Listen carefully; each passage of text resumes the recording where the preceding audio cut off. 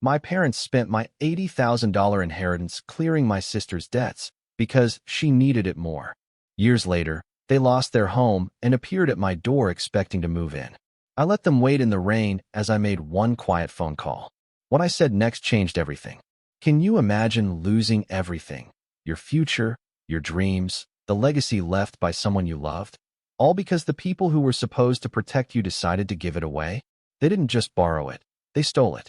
Every single penny of my $80,000 inheritance, gone to pay off my sister's credit card debt. And the kicker? They never even asked. My name is Caleb, and for most of my life, I was the quiet one. You know the type. Low maintenance. Always kept my head down. Never caused a scene.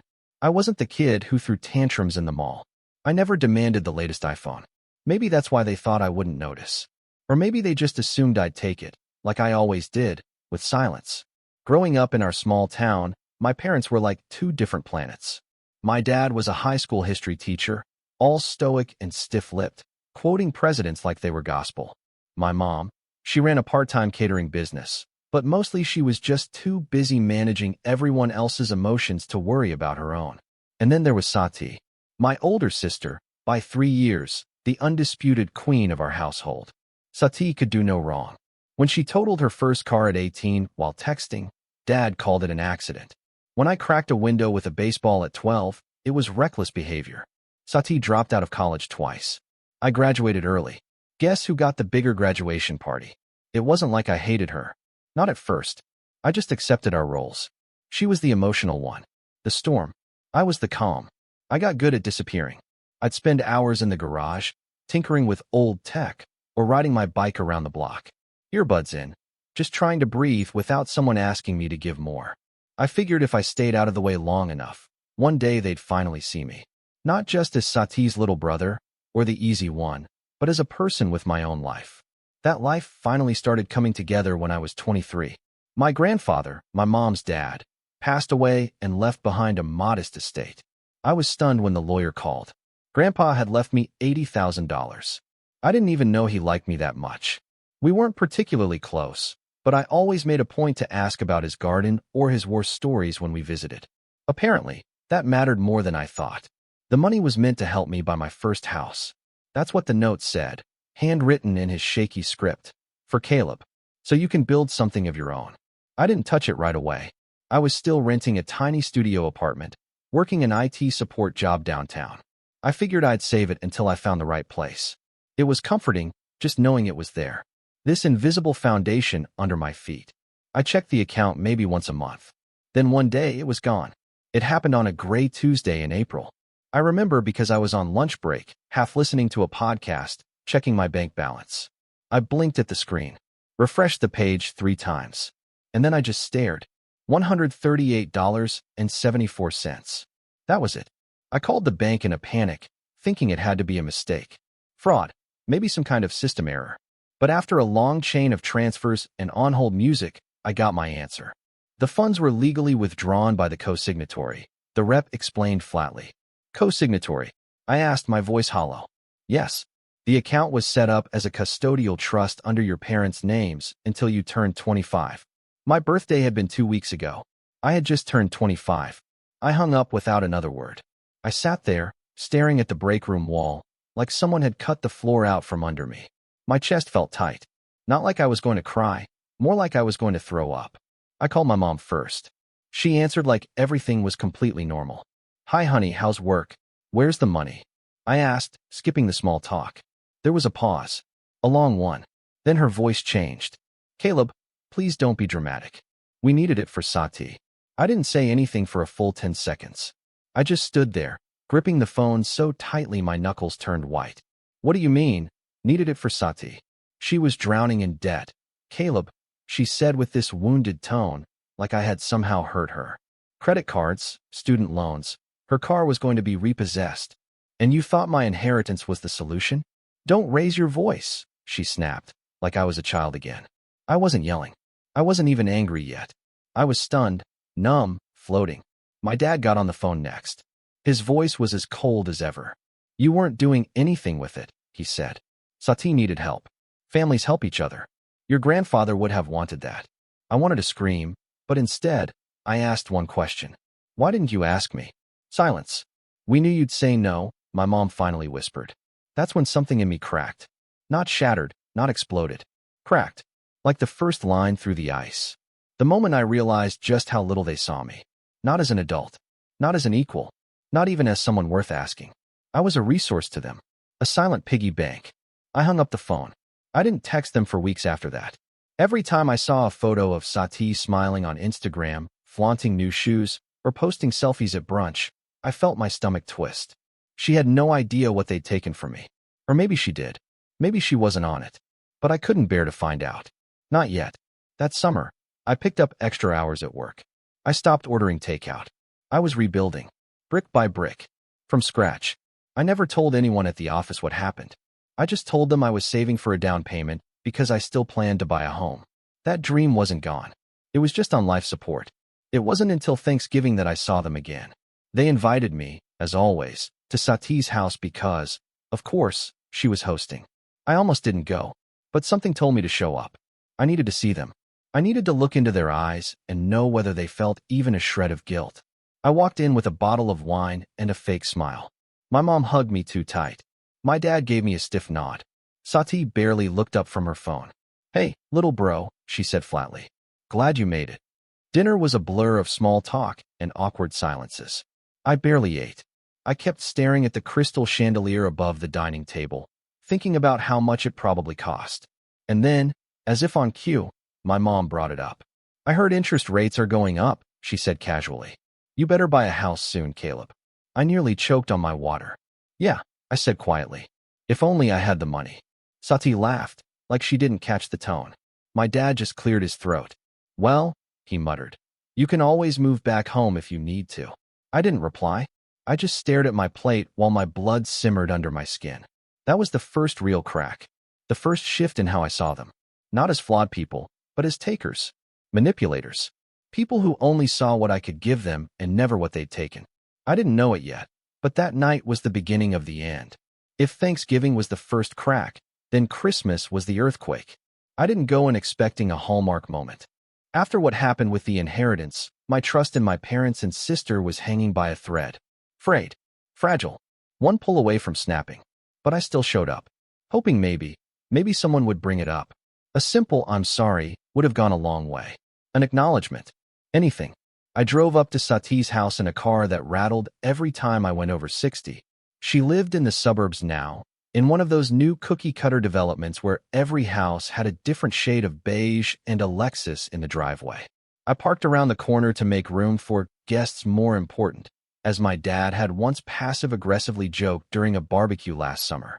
Sati greeted me at the door in a red dress and matching heels. She looked like someone who hadn't known struggle in years. Her smile was wide, a little too wide, the kind that doesn't quite reach the eyes. Caleb, she sang. About time. We were starting to wonder if you bailed. I glanced at my watch. I'm 10 minutes early. She laughed like it was a joke, even though it wasn't. Then she turned and walked back inside without another word. The house was packed. Extended family. Friends. Co-workers of my parents. Even a neighbor or two. I recognized a few faces from childhood Thanksgivings. Older now. Rounder. Grayer.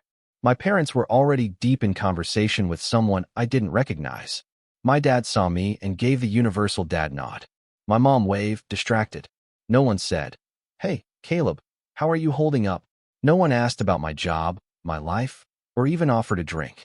I drifted like a ghost between conversations, nibbling on a cracker, trying not to check my phone too much. Then I heard it. My name. From across the room. Loud. Clear. From Sati. Caleb doesn't mind, she was saying. He's always been the quiet one. Easygoing. That's why Mom and Dad knew they could count on him with the money situation. Laughter. From multiple people. I felt it like a slap. I walked closer. My stomach dropped as I realized what she was doing. Telling a story about my inheritance. About my money. Like it was a funny family anecdote, not the betrayal that had gutted me. Oh, come on, she said, grinning at the group. He wasn't using it. It was just sitting there. And I was like, buried 20 grand in credit card debt. My car was in the shop. Rent was late. So Mom and Dad just did what they had to do. One of her friends chimed in. Exactly, Sati said, beaming. It was a family decision. I stepped into the group quietly, but the air changed immediately. Sati blinked. "Oh, hey, Caleb." The others shifted uncomfortably. My mother swooped in, wine glass in hand. "Sweetheart, we were just telling the story. Don't be so sensitive." "You mean the story where you took the money Grandpa left for me and gave it to Sati like I didn't exist?" A few people gasped. My dad's face turned to stone. "Caleb," he warned. "No, I'm curious," I said now. "Why is it funny that you stole from me? That you didn't even ask? That I found out because my bank balance hit the floor and I thought I was the victim of fraud?"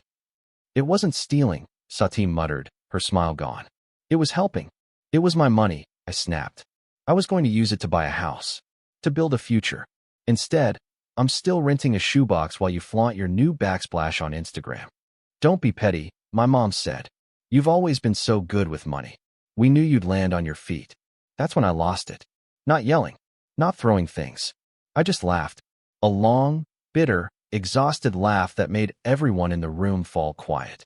"You used my responsibility as an excuse to reward her recklessness. And you think I'm the one who should be grateful." I didn't stay for dinner. I left that night with something new in my chest. Something sharper than disappointment. It wasn't just about the money anymore. It was about what it revealed. The pecking order. The fact that, in my family's eyes, I would always be the fallback plan. The second thought. The spare key under the mat. Useful when needed, ignored when not. I spent the rest of the holiday alone in my apartment, microwaving leftovers and staring at the walls. And still, no apology. No text. Nothing. Then came the call. It was early February, cold, slushy snow caked the sidewalks, and I was battling a nasty flu when my phone buzzed. It was my mom. "Hey," I croaked. Her voice was unusually tight. "Caleb, we need to talk." I braced myself. "What's wrong?" "We've run into some trouble." My pulse ticked up. "What kind of trouble?" "Financial," she said.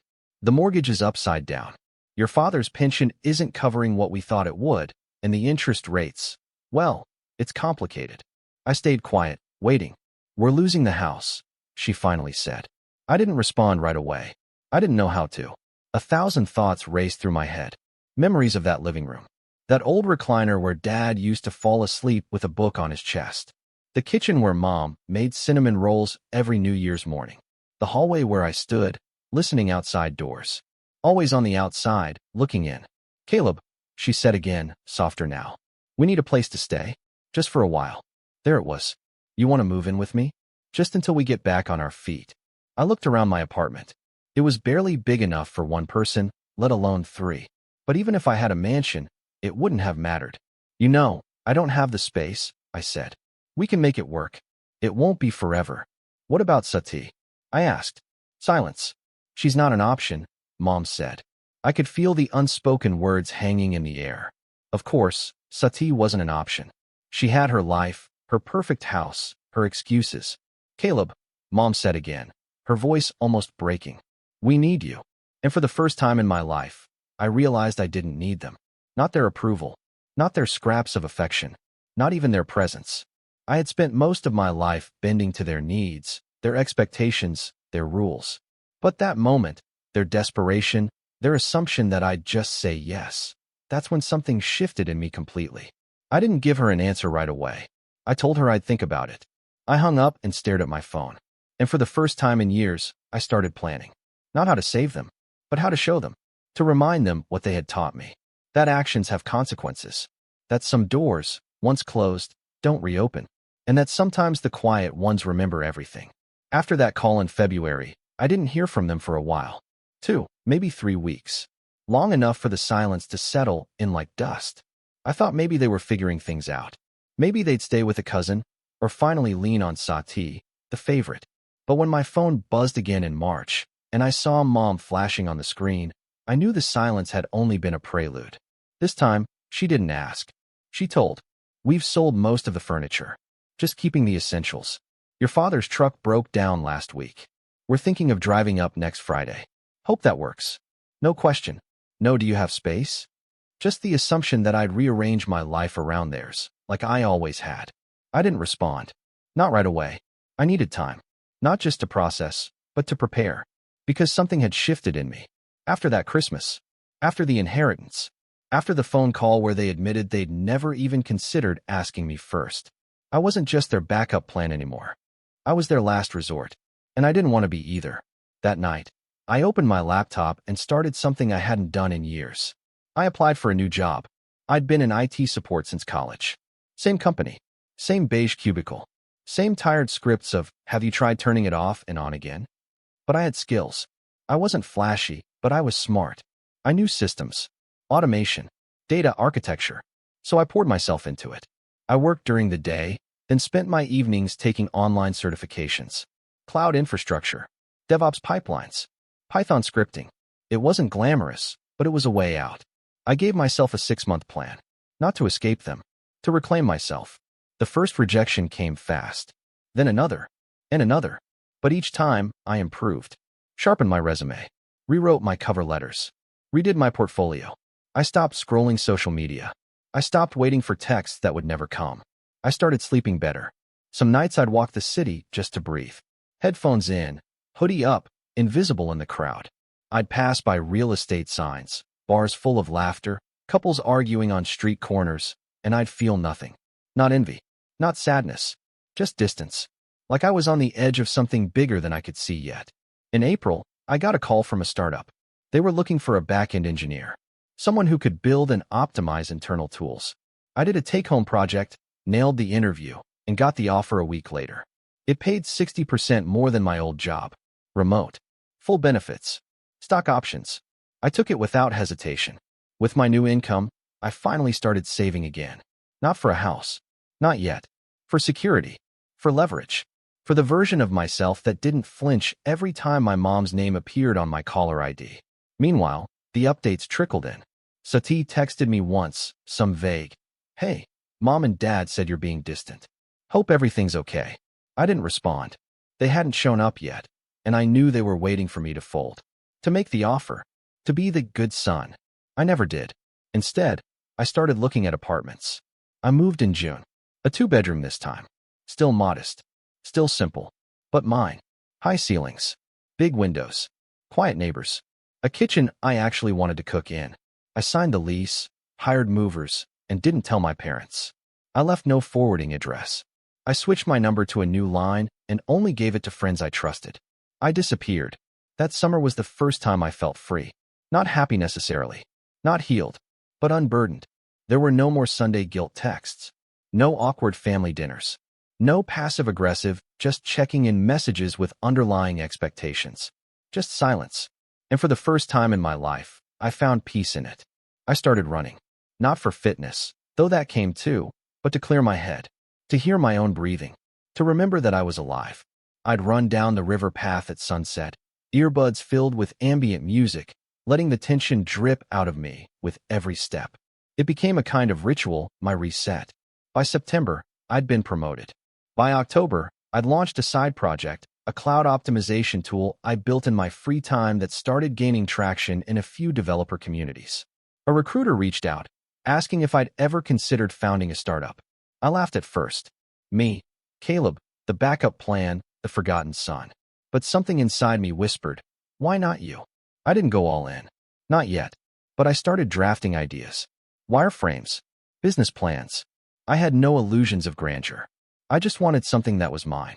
Something no one could take from me. Not with a signature. Not with a guilt trip. Not with a family vote. And in the quiet of that rebuilding phase, I started remembering who I'd been before all of this. Before the theft. Before the favoritism. Before the constant comparisons to Sati. I remembered the kid who used to fix broken radios just to see how they worked. The teenager who once coded an entire website in Notepad. The college student who got a scholarship and never asked his parents for a dime because he didn't want to be a burden. I wasn't a burden. I never had been. They just needed me to believe I was so they could justify the way they treated me. That realization hit me like a freight train. One morning in November, I was sipping coffee on my balcony when my new phone, buzzed. A number I didn't recognize. I hesitated before answering. "Hello." There was silence, then a voice I hadn't heard in almost a year. "Caleb." It was my father. I said nothing. "Look, I know things have been tense, and I know we might have made some mistakes." "Might have," I said flatly. He sighed. "We're in town. Things haven't been easy. We've been staying at a motel. Ran through most of our savings. Your mother's been sick. We just thought maybe we could talk in person. I could hear rain in the background. I pictured them standing under a streetlight, bags at their feet, damp coats clinging to their backs. I could have said no. I wanted to say no. But instead, I gave them an address. Not mine. An empty parking lot next to a small park. I told them to meet me there in an hour, and I showed up. I watched them pull in, their car sputtering. My mother stepped out first, hunched under an umbrella, looking thinner than I remembered. My father followed, his face harder to read. "Thank you for coming," my mom said, her voice trembling. I didn't smile. "I'm not here to offer you a room," I said. Her lips parted, stunned. My dad's jaw clenched. "We're your parents," he said. "I was your son," I replied. "Until you made me an ATM." It started raining harder. "Caleb," my mom tried again, her voice cracking. "I'm making a call," I said, pulling out my phone. "To who?" she asked, panic creeping in. I didn't answer. I walked a few feet away, turned my back to them, and dialed. That moment, the silence behind me, the rain soaking into my hoodie, the cold air biting my fingers. That was the moment everything crystallized. This wasn't revenge. This was justice. This was the culmination of years of being overlooked, used, and discarded. My fingers hovered over the screen for a moment before I pressed call. I wasn't dialing the police, and I wasn't calling an Uber.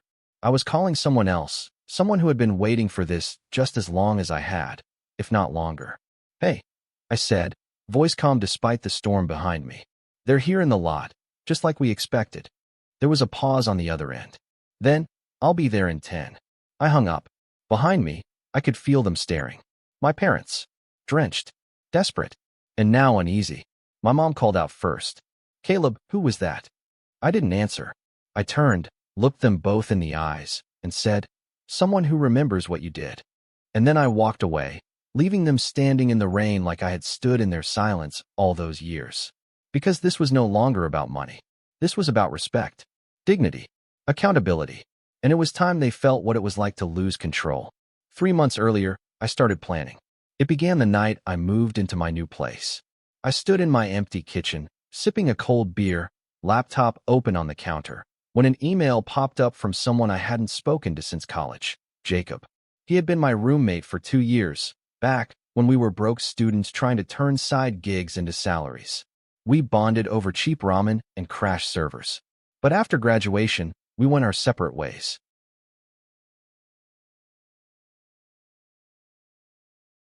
I took a job. He took a risk, started his own firm, consulting, then app development, and now property tech. I'd messaged him earlier that week just to reconnect. And now here he was, offering to meet up. "You ever think about going in on something real?" he asked when we finally met up at a downtown cafe. "What do you mean?" "I mean property, land, development. Tech is good, but it's all built on sand. Real estate, that's rock. I've got investors, partners, but I need someone who knows back-end infrastructure, automation, databases. I remember you had a knack for clean systems." I told him I'd think about it, and I did. For weeks. Not because I needed the money, but because I needed something bigger. A new identity. A legacy that wasn't just about surviving betrayal, but about building something stronger in its place. That's when I started sketching the framework. Not just for the software, but for the revenge. I didn't want to humiliate my parents. I wanted to outgrow them. I wanted to become someone who didn't need them, didn't chase their love, didn't crave their praise. But that didn't mean I wouldn't expose the truth. Because behind every betrayal, there's a pattern. And if I could prove the pattern, not just to myself, but to the people around them, I could take away the one thing they still held on to, their reputation. I began quietly. First, I reached out to my grandfather's estate lawyer, the same one who had handled the inheritance. I asked if there had been any documentation, any clause that specifically restricted the funds for my personal use. There had been. The letter my grandfather wrote had been more than sentimental.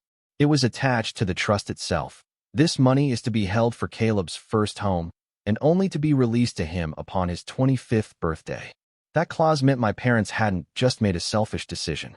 They had committed breach of trust. Technically, the lawyer said, "You have grounds for legal action, but it's going to come down to whether you want to go after them in court. Emotionally, financially, it's a big fight." I didn't answer right away. I wasn't sure if I wanted a courtroom battle. That wasn't the revenge I wanted. I wanted a public undoing. A reckoning. Not with handcuffs, but with consequences. So, I made a new plan. Every Sunday that summer, I met up with Jacob. We started working on the property platform together. A site that streamlined land auctions, investment portfolios, and historical deed data. I helped design the backend and automate data pulls from public databases. While I worked, I searched. And then one Sunday in late August, I found something. My parents hadn't just lost their house because of poor money management. They had leveraged it against Sati's business, a boutique fashion startup she'd launched 2 years ago. The one with the fancy Instagram and zero actual profits. My parents had co-signed a loan to help her open a second location. And when it flopped, because she didn't pay taxes, didn't understand payroll, didn't even track inventory, the bank foreclosed on their house. I pulled the public filings. Everything was there. The lien, the bank letters, the auction date. They weren't victims of the economy. They were victims of their own favoritism. And I had the proof. Next, I contacted someone I hadn't spoken to since high school, Tasha. She was Sati's old best friend. Well, ex-best friend, from the way things ended. Tasha had been there for all of Sati's early meltdowns. She knew the family. She'd been at birthdays, holidays, even those awkward backyard barbecues where Dad insisted on playing old jazz vinyls and quoting Reagan. We met for coffee, and she didn't hold back. Sati never took anything seriously, Tasha said, sipping a cold brew. Your parents bailed her out so many times. Rent, parking tickets, that disaster of a trip to Bali. But the worst part was, she expected it, like it was her right. And they always treated you like a side character. I didn't tell her everything, just that I was working on something that would shine a light. You thinking of going public? She asked. Maybe. Let me know, she said. I've got screenshots. I raised my eyebrows. Of what? She grinned. Sati venting in our old group chat, bragging about how she convinced your mom to borrow your inheritance. She called it a rescue mission, like you were hoarding it or something. That's when I knew this wasn't just selfishness. This was entitlement with a megaphone. I gathered everything. Messages, court documents, bank records, business filings, social posts. I built a timeline, a full dossier. I wrote the story out piece by piece. Names redacted, but the facts crystal clear. Then I did what they would have never expected. I posted it anonymously on a financial advice subreddit. My parents spent my inheritance to bail out my sister. Years later, they lost everything because of her again. It went viral. People dissected every detail. Some doubted. Others empathized. But most were outraged. I would sue. Cut contact. OP's parents deserve every cold night they've got coming. It wasn't about validation. It was about witnesses. And while they had no idea it was me, they soon felt the ripple. Because Sati's brand, the one she was trying to relaunch online, it tanked. People dug. Screenshots surfaced. A local blogger even did a think piece on generational wealth theft, and several commenters connected the dots. And Jacob, he read the post, too. You wrote that, didn't you? He asked one day over lunch. I didn't answer. He just smiled. You ready for the next step? The next step was why I made the call. The person I phoned in that parking lot wasn't a lawyer. And it wasn't Tasha. It was Jacob's business partner, Maya. She had just closed on a dozen foreclosed homes across the city.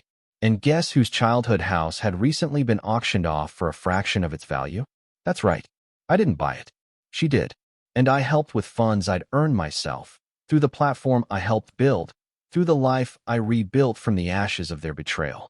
But what we planned to do with that house, that's where the real revenge started. Because I wasn't just going to deny them shelter. I was going to turn the last thing they thought they owned, their history, into a monument to their choices. And when I saw them standing in that rain-soaked lot, looking to me like a lifeline, they had no idea that the lifeline was long gone, that I wasn't there to save them. I was there to show them what I'd built without them. And what I was about to say would echo in their ears forever. I turned away from them in the rain as I ended the call. They stood behind me, soaked and silent, their plastic suitcases resting in puddles at their feet. My mom looked smaller than I remembered, her shoulders hunched inward, eyes darting between my face and the building behind me, like she was searching for an open window to climb through.